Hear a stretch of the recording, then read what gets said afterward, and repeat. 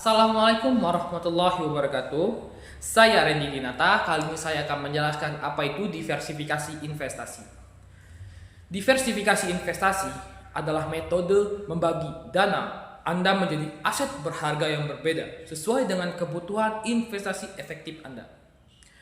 Tujuan dari diversifikasi investasi adalah untuk mengurangi potensi kerugian dalam jangka waktu tertentu, seperti ketidakstabilan perekonomian global akibat perang, pandemi, dan lain-lain.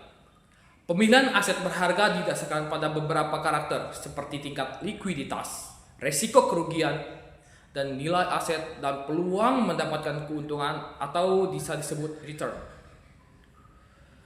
Diversifikasi investasi sendiri merupakan ekspresi dari prinsip jangan menaruh semua telur Anda dalam satu keranjang. Dengan memegang beberapa aset, Anda dapat mengurangi resiko kerugian dan meningkatkan keuntungan tak terduga selama masa inflasi atau resesi.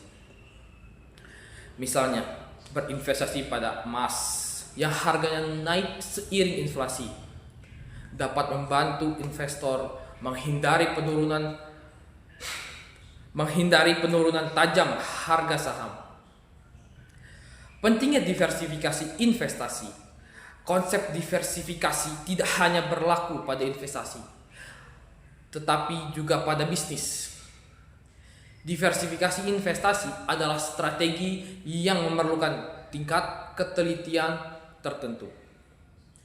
Diversifikasi merupakan hal yang wajib dilakukan oleh investor yang ingin memperoleh imbal hasil optimal sekaligus berinvestasi dengan aman. Diversifikasi investasi memegang peranan penting dalam keberhasilan seorang investor karena dapat mengurangi risiko kerugian sekaligus memberikan peluang memperoleh keuntungan pada saat perekonomian sedang tidak menentu. Selain itu, diversifikasi investasi adalah metode investasi yang mencegah investor hanya mengandalkan satu jenis aset berharga untuk menghasilkan keuntungan.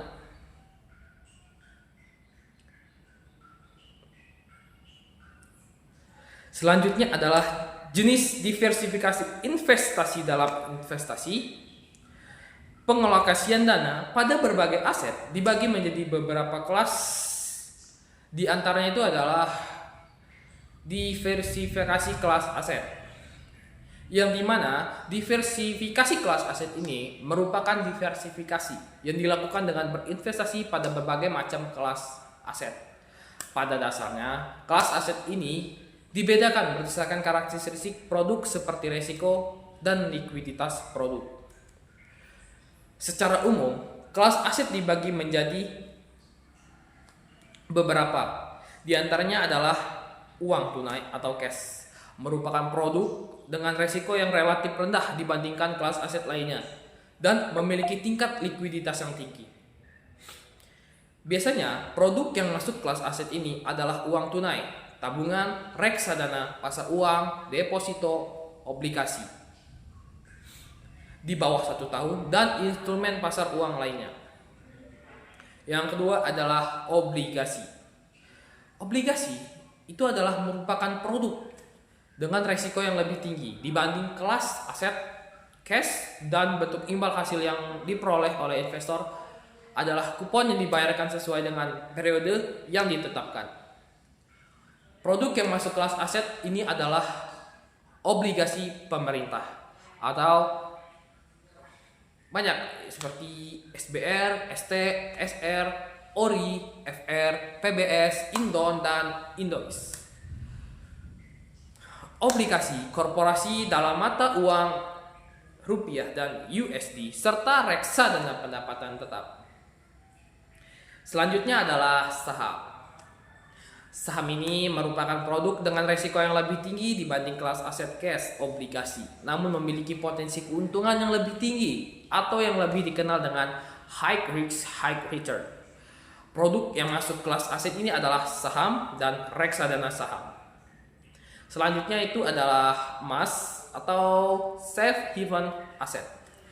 Menurut Emas ini adalah merupakan produk yang relatif aman dan memberikan lindung nilai di tengah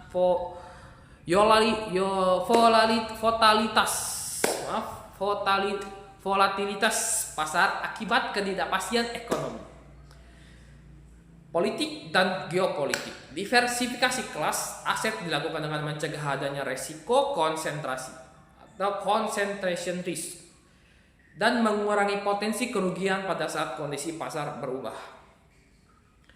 Selanjutnya itu adalah diversifikasi mata uang, merupakan investasi pada produk dengan berbagai mata uang.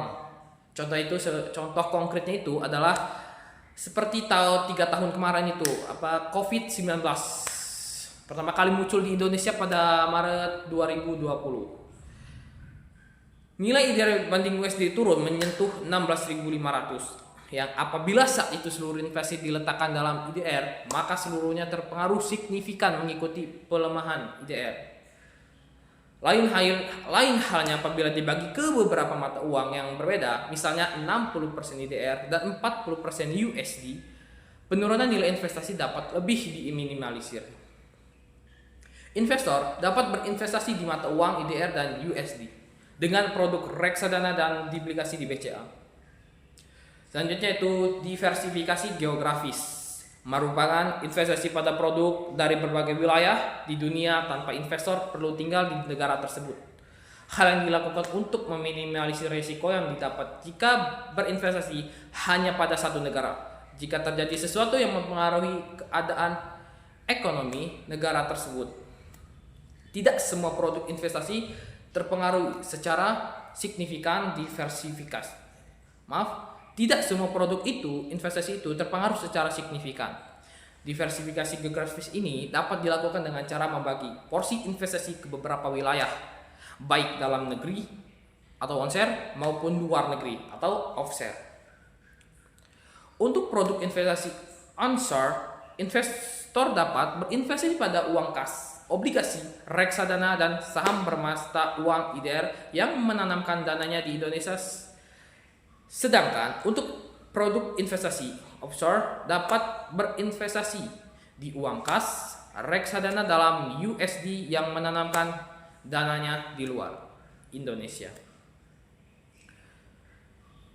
Selanjutnya saya akan menjelaskan manfaat-manfaat dari diversifikasi investasi ini, yang dimana manfaatnya itu terbagi dalam beberapa hal, yaitu yang pertama adalah membantu menemukan strategi investasi yang tepat. Salah satu manfaat diversifikasi investasi adalah untuk membantu investor menemukan strategi yang tepat melalui diversifikasi. Seorang investor dapat terus belajar dan bereksperimen untuk membagi porsi dana investasi ke berbagai instrumen yang tepat sesuai kebutuhan serta kondisi pasar. Dalam menemukan strategi pembagian yang tepat, investor perlu mempertimbangkan profil risiko pribadi, tingkat risiko masing-masing, serta tujuan dan jangka waktu investasi. Dan selanjutnya itu adalah yang kedua, menurunkan risiko kerugian.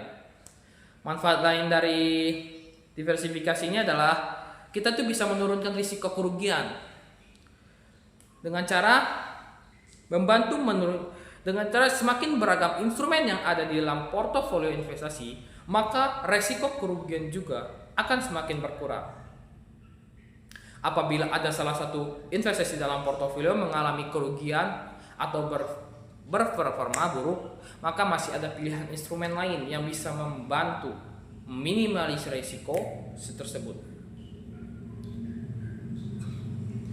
Baik, itu saja yang bisa saya sampaikan pada materi diversifikasi investasi ini. Semoga penjelasan yang saya sampaikan ini dapat dipahami, dan saya tutup. Wassalamualaikum warahmatullahi wabarakatuh.